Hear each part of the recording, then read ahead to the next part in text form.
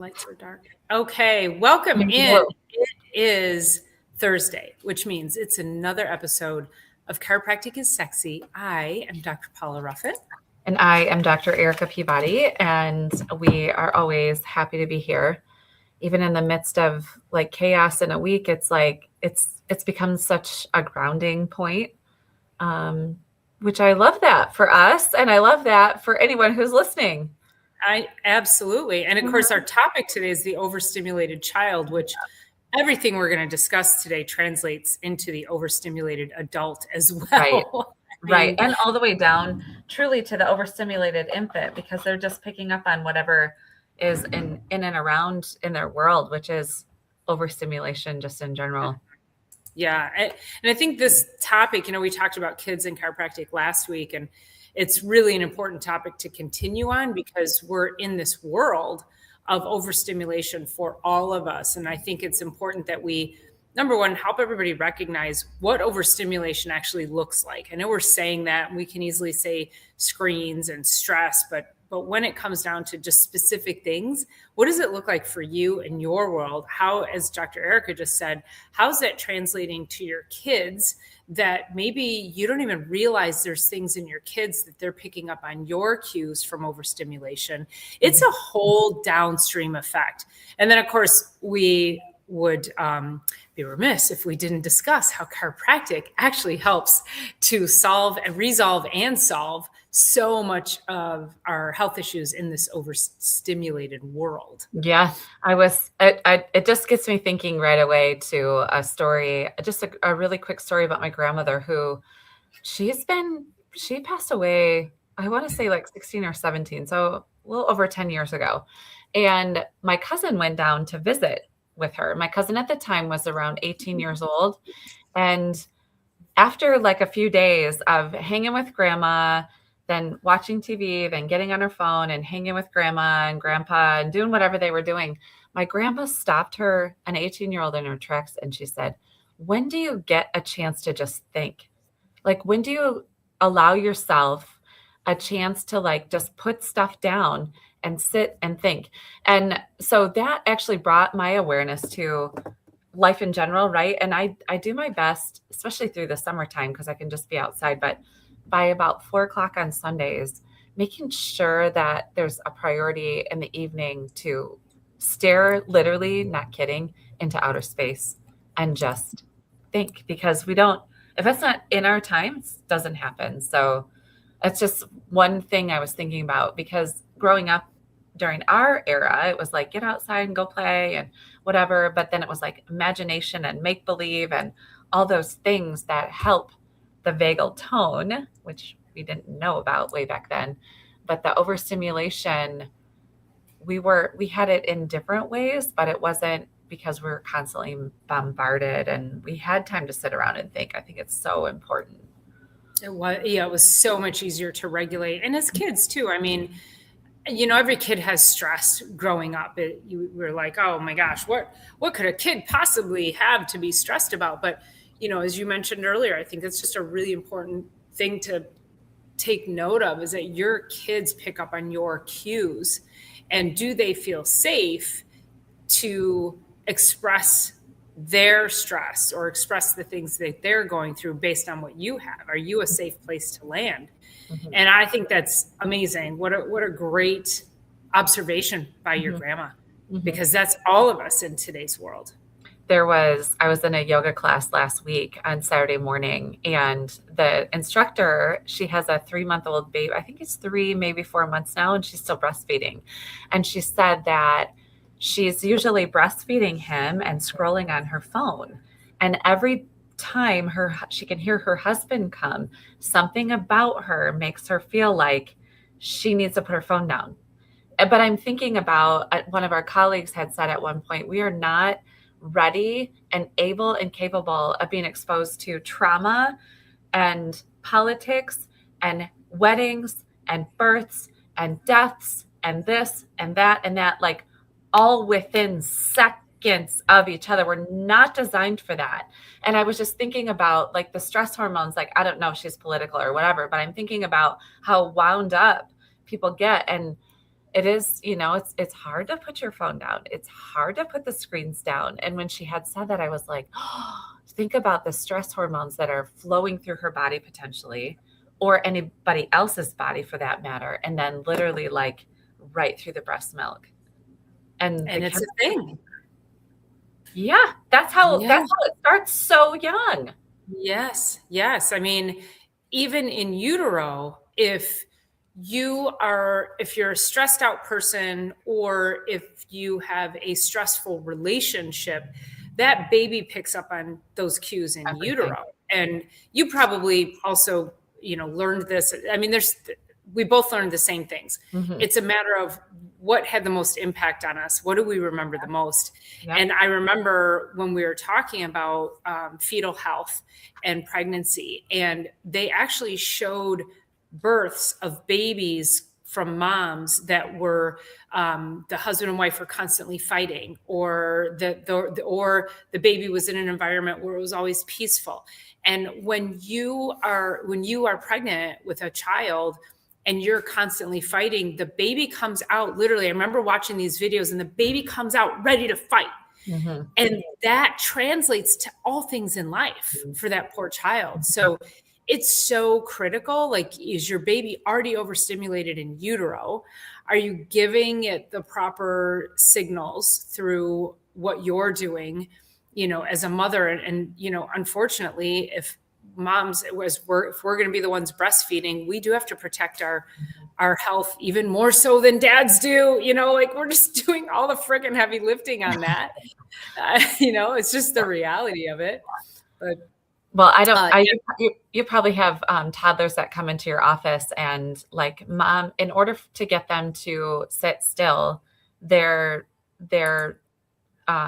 go-to is the phone. And I'm like, I would rather this child be up and wandering around the table and wandering around the room than you hand the child a phone, because at 2 years old and 3 years old, it's like they're already being trained that when they're bored, or when they just have a moment, instead of using imagination, they start to, just have that connection to the phone. And then that they're doing a direct link to depression, all ages, and content consumption instead of creation. Like, it's awesome. Like, Dr. Paula and I, we're constantly trying to, work to get our messages out and work to share health and stories and all that. So content creation inside of entrepreneurship is important. But if we get to the point where we're just scrolling, that's where we can literally start to change our brain chemistry. And we have to start to shift that. And it's a dopamine hit, it's a neurotransmitter down, it's all the things, right? And we have to be really conscious, and especially super conscious, and put limits and boundaries around it for those that can't make those proper choices, because even we can't make those proper choices. No, and I taught a workshop last night, and the workshop that I was teaching was all about boundarying is that a word, boundarying? Putting boundaries around your time, your people, people around you, your bandwidth. And this is if we can teach our kids young. So, but one of the biggest things, so what we did was we put the big sticky notes on the wall, and we said, and this was an opportunity for everybody to learn from everybody. So one of the topics was what works for me. One of the topics was what is one habit I need to stop. And then the other two topics, I forget, but anyway, not relevant to the story at the moment. But so then we had everybody write something down on another Post-it, and they came up and they put their answers. And not a shocker, but the number one thing as adults is scrolling, is doom scrolling. And it was interesting because then on the what do I need help with, because we're all entrepreneurs in this room, that one of the biggest things was I need help with social media. And so this was a discussion point about, wow, what a crazy paradox is we're all saying we need help with social media, and yet we're saying we're on social media too much.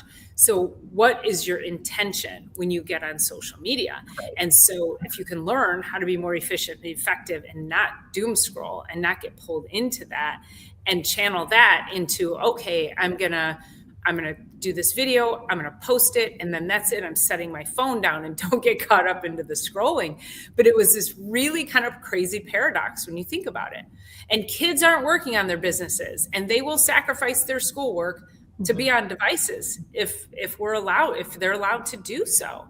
And that just pulls them even further into the depths of failure. They're not keeping up with their schoolwork, and they're seeing, they cannot understand the comparison syndrome issue, because all they see is the good stuff, and they don't necessarily understand that it's not reality. And so it's their ability to decipher, or inability to decipher and to regulate beyond what they're seeing on social media.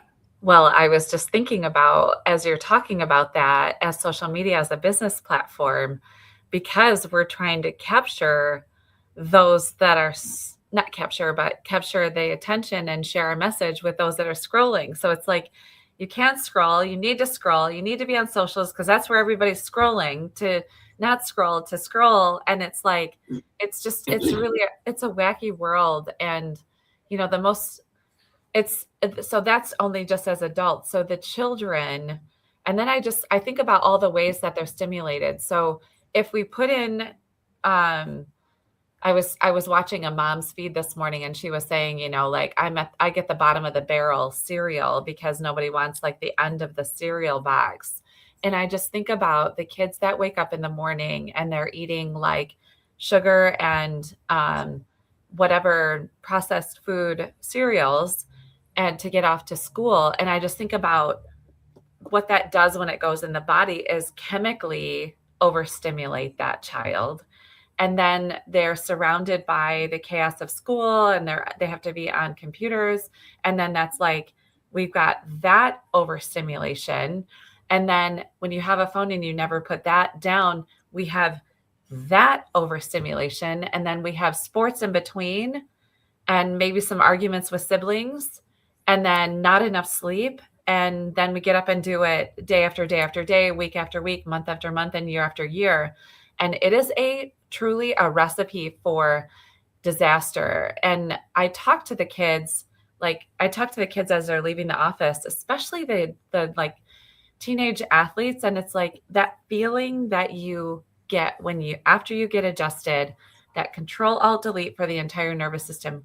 When you leave here, see if there's something, you go for a walk around the parking lot. That's why I usually tell them, go walk around the parking lot, walk around the block. But I'm going to put signs going out the door down the sidewalk that just says, take yourself for a walk after your adjustment. Like, give your nervous system a minute to not then go back to the fast food restaurant and the next sporting event and the phone in the middle again, because it's too much.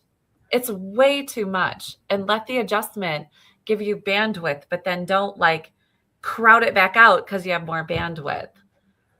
Yeah. And I'm looking at Lily's message about a couple of things she said here, was that front porches used to be a place that you could sit and relax and let your day, process your day. You really see porches on new builds. And while that's true, if you think about it though, it's more of the backyard. So think about it. Older homes back in the day, it was the front porch, and you had more connection to your neighbors, and you said, hey neighbor, and everybody took a walk and everybody chatted. Well, now we all spend that time in our backyards. And if you're like me, I do go back there and I will just sit in my garden, as beautiful as it is. And I just take it in, and I take in the flowers, and I don't have my headphones on. And so that, in her next comment, when she says it's important to listen to nature sounds and the breeze through the trees and the birds, and so many, I'll say influencers, and they're like, you really, got to get stuff done, and go out and take a walk and listen to a podcast and take a walk and listen to a book. And I'm like, no, like, don't listen to anything. Stop the input other than what nature is intending. And when you go out and you get in the sounds of nature, and more kids. We need to get more of our kids out. They're slashing recess, and these poor kids can't get outside and get fresh air, and you need to connect with nature. That's a whole grounding scenario that helps regulate and reset your nervous system. And you won't do that if you have a book in your ear or music or a podcast. Like you can take 30 minutes to completely detach and re-regulate. And that will make you so much more productive in the rest of your day. And if we could just take even the high school kids, and make them go for a walk around the track at lunch. We weren't ever required to do that in high school. You could just go and sit outside, and half the kids went outside and smoked because we had a smoking section in high school. It was crazy. That's funny. There's a tool, and it's a vagal tone tool, and it's like name 5. So using the 5 senses. So name 5 things you can see and 4 things you can hear, I think, and 3 things that you can feel, and 2 things that you can smell, and 1 thing that you can taste. And like going to, and I don't know if it's that order, but it's like 5, 4, 3, 2, 1 with the 5 senses that can really start to get you out of not only the comparison like you talked about, but like just bring you back. Because when you're out, we always talk as chiropractors, it's like from above down and from inside out, not from outside in. Like that's a very, like, it's a pathological angle outside in. It doesn't work for our physiology and for our health. And we can clearly see that as adults, but it's just like multiplied and magnified as a child, as a teenager, and then as a child. And then you add in, I'm like really kind of tuned into high school a little bit, and like mean girl stuff and bullying, and you have all of that as overstimulation too. So when you're getting up and getting ready to go to school, and you've got all these things in your screen going, and also you have anticipation of something like that going on in your day, it's just too much. And so when your computer has that spinning wheel of death, our bodies get like that. And the adjustment comes in and helps to reset the entire system.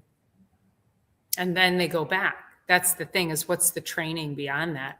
Yeah. I have a friend of mine that has a 12 and a 14-year-old, and she manages screen time. She is just a hawk about it. And every day it's a battle, even though the kids know that there's this boundary around screens, and they're continually asking for more. And, it makes her insane. So talk about that level of stress. Mm-hmm. You're trying to do this really great thing for your kids, teach them how to regulate without a screen, teach them that having that screen is more detrimental than everything else, TikTok and what they can see on YouTube. Like, it's nutso out there. It is the Wild West. And I don't care what you tell me, parental regulations, parental stops on these devices do not work. I attempted to put a parental, whatever you call it, a block or limitation or whatever, yeah, on my phone when my daughter was younger, so that she couldn't get into stuff. And then I think I went to type in something. I was looking up like baseball or basketball or something, and it blocked it because it had the word ball in it. And I was like, that's how we're going to do parental regulations? Like, mm-hmm. I can't say ball. What? Yeah. So they try to say that, oh yeah, it's really good, you can put parental regulations, but realistically, you can't, in my opinion and from my experience. And she's found actually a very similar experience, is that her best opportunity is to not allow certain apps, and then also just limit the time period, and keep them outside, and put them in sports, which of course she's like, well, now she's the crazy sport mom that has to drive from one end of Florida to the next 3 hours on a Sunday to put her kids in one soccer game. And she's like, she's like, when did I land here? And she goes, there's nothing local. So that's overstimulation. We're stealing our children's childhood by forcing them to think that they need to be high level athletes at age 10 and that they can't enjoy life.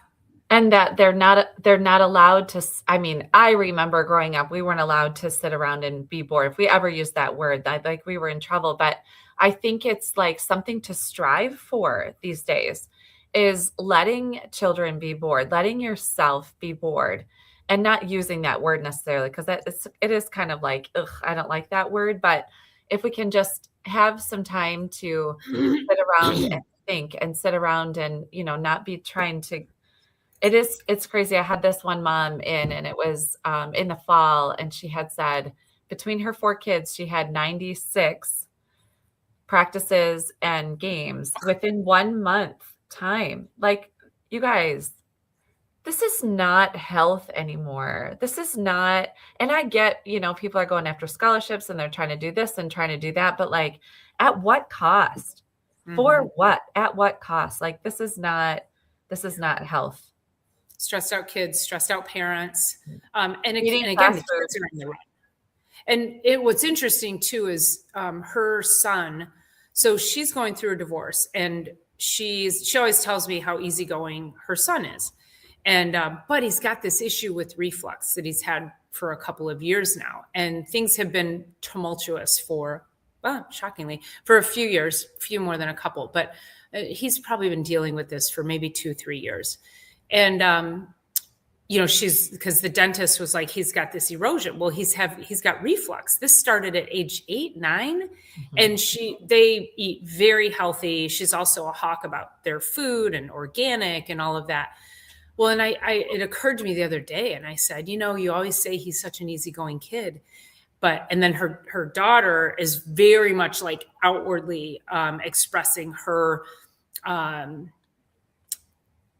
emotions over the divorce and changes and things like that, where he's just like, yeah, it's okay. And I said, but maybe he's not okay. Maybe all of this is coming from he internalizes things where she expresses things outwardly. Because also, why and what age did we get to? Age in time, not biological age, but what age did we get to where 8 and 9-year-olds get reflux? Like, when is that a thing? And of course, we know that babies are born and they oftentimes will have reflux, but I'm always like, well, babies spit up. Did we normalize normal babies spitting up because they have such underdeveloped digestive tracts by nature, and that then we made it a disease? Right. We made it a disease and gave them meds. Right. Like, what? Where did that come from? No, we're not. It's not okay. No, not okay. Yeah. So we see, and I've shared this story before too. It's like, so I worked for a chiropractor. I ran her office in Alaska when I was up there for 3.5 years for my undergrad. And we had it was 2 moms, and they adopted 5 children, and they would call the office, hey, can we get in for our attitude adjustments? And that's really what it is. It's like, take the overstimulation of the world. That's then revving up the system. We're all edgy. We're redlining everywhere. And then let's just adjust, get back to parasympathetic, bring it down a level, and get on with not only better moods, but that creates better family dynamics. It creates more bandwidth for the moms. And then, everyone's just better. So again, at this point, if you are listening to us and you are not seeing a chiropractor, like, I'm going to ask you to start questioning what you're doing. Well, and we keep talking about that and how we're not cracking bones. Yeah, no. We are creating an opening in your nervous system that allows you to adapt better to all things in life, physical, chemical, emotional, and what have you. And that because we're constantly living in this fight or flight, this saber-toothed tigers chasing us all day long, how do we get it to stop? Well, we have to slow down. We have to stop running. We have to get our brains and our bandwidth back, reclaim that rest, digest, and repair through vagal strategies. And there's a lot of things that we can teach our kids to do besides getting adjusted, probably weekly, I would say, and helping parents understand that just because your child doesn't have back pain doesn't mean they don't need chiropractic, because kids kids will often present more with tummy problems because they have stress that they don't understand how to regulate. They don't understand how to express their emotions yet. And so that can get internalized into digestive issues. Kids have eczema, they have ADD, ADHD, they might have headaches, they might not be good sleepers. And if we go to babies, we've got babies who don't latch properly, and babies who cry and they have colic, and maybe they have chronic ear infections. So babies and kids present with a completely different set of circumstances, but it is all nervous system dysregulation. Right. And those babies then become adults, and then they show up in our offices because they have, let's just say, neck pain. And then as we start to ask questions, we start to unravel things, and they're like, oh yeah, I was a pretty sick kid.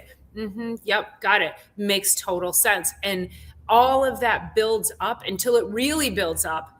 But we want to help people when they're younger. We're going to help you today. No worries about that. But yeah, but think about like kids who have constant meltdowns or outbursts, or these are all signs that the nervous system is just on fire. Bedwetting, anxiety. I can't tell you the number of teenagers that I see that have anxiety. I'm like, why? Like, it just should be normal teenage bullshit that you deal with. But why do we have anxiety so much so that we're putting all these kids on medication? That's not what needs to be happening. They need to be regulating very differently, and seeing a chiropractor, doing things to help that vagal tone, and just unplugging. Mm-hmm. Just stare it into outer space. I mean, literally, that's not zone out and scroll, but just literally like zone out and think about like what's ahead and what's behind, and reflection and all of that. I think about all the teachers. So especially this year, and I don't know what in particular it is about this year, but a lot of the teachers that are in undercare with me are really having very stressful years. Like, they're not really able to teach anymore, and they're looking for their first ability to retire more than ever before, because there is so much dysregulation. So if you have 30 kids in the class, 25 to 30 kids in the class, and only like 3 or 4 of them know how to regulate themselves, like, that is literally what's going on. And I had a high school teacher in the other day, and she's like, I'm like in this class and I'm talking to them and I'm teaching them, and they're like, they look at me and then they just keep talking. They just keep doing what they're doing instead of actually listening. And she's like, as soon as I can get out, and, teachers' jobs are some of the most honorable in all the land, right?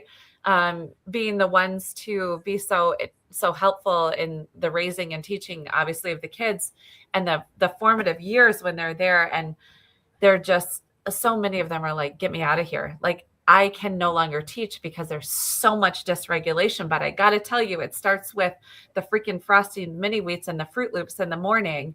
And it starts with the screen time so that mom can get ready, like, just get on this screen. And then there's no way to avoid screens in school. Like, we have to be on computers. So then that's regulated for that, even though that's not really that healthy, but it's also not appropriate for the average American to spend 7 hours per day on the TV. Like, what? Where is any time? Where's any margin? Margin is my word this year now. It doesn't quite work yet. Okay. So I'm looking for margins in my life where I'm not running from this to this to this to this to this. Like, I'm looking for margins in my world. And I want to maybe just even offer that as a word out of this podcast, to just think about, where can you get margins around this event and that event and this drive here and that drive there. So yeah, just something to think about. And also, no is a complete sentence. So don't pile everything else onto you. And I think, to your point about teachers, because I've got teachers too, and it's the teachers that have been in, I'll say practice, I guess, have been teaching for a number of years, where, let's just say, in the last 10 to 20 years, teachers have seen the evolution where there used to be one child in the school, then it was one child in the classroom, then that started to multiply, and now it's one child not, and what I mean is like some kind of child with like neurodevelopmental issues, ADD, ADHD, and then that has actually flipped on its head. And to your point, it's now maybe 2 or 3 or 4 kids in the classroom who know how to regulate, when the whole classroom now is really should be special needs. Yeah. And teachers, mainstream teachers, are not necessarily trained for that. And so then what happens is we get into this, it becomes easier then to tell the parent they have to go to what is an IEP, or they have to get their kid tested, because the teachers then want these kids on medications, because then that's their only way to be able to regulate, because they haven't been taught any other way to help these kids, which is like, I get it, they're trying to teach, but also then, because you've seen this major flip on its head of children's health and decline of neurodevelopmental health, that asking the question, why are we medicating so many kids now? That doesn't make sense. No. And it's not better diagnosis, you guys. No. It's lack of nervous system regulation properly through the things we do at home, to making sure they're under proper chiropractic care, to making sure dietarily they're eating healthy. And if they're eating healthy when they go to school, what are they choosing in the school cafeteria? Mm-hmm. If you're trying to feed your kids healthy and they go to the school cafeteria and they get, Fruit Loops and Apple Jacks and a cookie, that's not lunch. Right. That is not lunch. That is like legalized cocaine. They're literally trying to self-medicate through sugar, hit those dopamine centers. I was thinking about when I look back to my middle school years, it was kind of like when I get to finally make choices of what I'm going to eat, because in elementary school, it was like, you're getting pizza today or you're getting a burger. Like there wasn't a lot of options, but then you start going through like an actual line. I would get a cookie and I would get onion rings. And then I would get one of those big fluffy rolls, the ones that are like, you squeeze them down, they become basically dough. And I would pull the onion ring out of the onion, or the onion out of the onion ring, and eat the fried part, and a cookie, and the roll with some butter on it. And like, you guys, especially for a reactive hypoglycemic, I was a really good student, but I had to fight through a lot of it just because I was talking about dysregulated by food. But I know it's atrocious to even think about. But I was also thinking the other day, as I was talking to one of these teachers, I was like, wouldn't it be so cool if, like, during breakfast time, because they're feeding them breakfast, lunch, and even an afternoon snack, but what if there was a chiropractor on their way in to school? Can you imagine the difference? I was on a mission trip to Peru, a chiropractic mission trip, and we adjusted between 5 of us, 4,500 people. And many of them were at schools, like big, like 1,000 children would line up and get on our tables at the school that day. Unfortunately, we didn't get to like make that part of regular life, but I think one adjustment is better than none. But I would be so curious with those hundreds and thousands of children that got adjusted that day, what it was like to be in the school that day, because it's that significant. And then you multiply it by that many people. And think about it, that somehow, some way in schools across the country, and I hope that it's become a little bit more frowned upon. I'm not sure, but I know it still happens, is the nurses can go around and vaccinate your kids without your knowledge. They can just inject your kids with what they think they're missing without your knowledge, but yet we can't have a chiropractor in there. Yeah. So if that doesn't tell you that it's about money and power and government, I agree with you. Wow, what could we do with one chiropractor in every school, adjusting every kid, couple times a week or once a week? That would just be a major game changer. I would be curious if it was even just once a month, like if that became a regular thing where it was like the first Monday of every month, the chiropractor will be here And on your way in, you get your spine checked and adjusted where needed. And yeah, it was just something, I don't know, maybe it's a seed planted that would germinate and maybe grow. It's really hard to tell. And I'm just going to make it as a possibility that will stand out there. So yeah, sometime in your lifetime. Yeah, there's a lot of things happening right now that we never thought we would see in our lifetime. So Yeah. there is some big changes going towards health and healthcare, and it's not as fast and it's not as broad, but it's pretty big. And we talked about it a couple of weeks ago, like the simple flipping of the food pyramid. Like, let's get some real nutrition going on. So, Oopsie, we had it upside down for 30 years. oh, whoops, Oopsie. Daisy. Sorry, your children's food at the cafeterias and the dietitians that were trained and the hospital food. Sorry about that. That was exactly Oopsie. opposite. We didn't mean to make 2 generations of people unhealthy.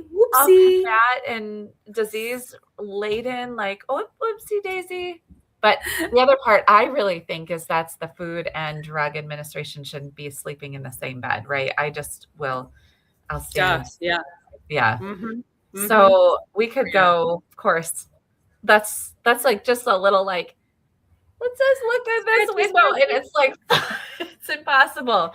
It would be impossible for Dr. Paula and I to stop. So let's just like call it a week, and now we'll see you guys back next week. And I do want to say before we sign off that I did put, I don't know, 4 or 5 links in the show notes with studies that have been done on chiropractic and overstimulation and neurodevelopmental disorders. So you can drop into the show notes. You can sign up for our newsletter, and you can look at those studies for yourself, because, you know, we have all kinds of clinical stories we can tell. We've been seeing miracles for a combined almost 60 years now.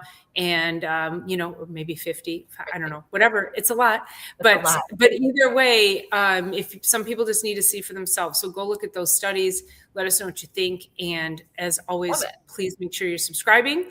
And we appreciate you being here and engaging every week. If you're catching the replay, leave us a comment and hit the thumbs up button so that more people can see our show. So thank you so much for being here, you guys. We'll see you next week.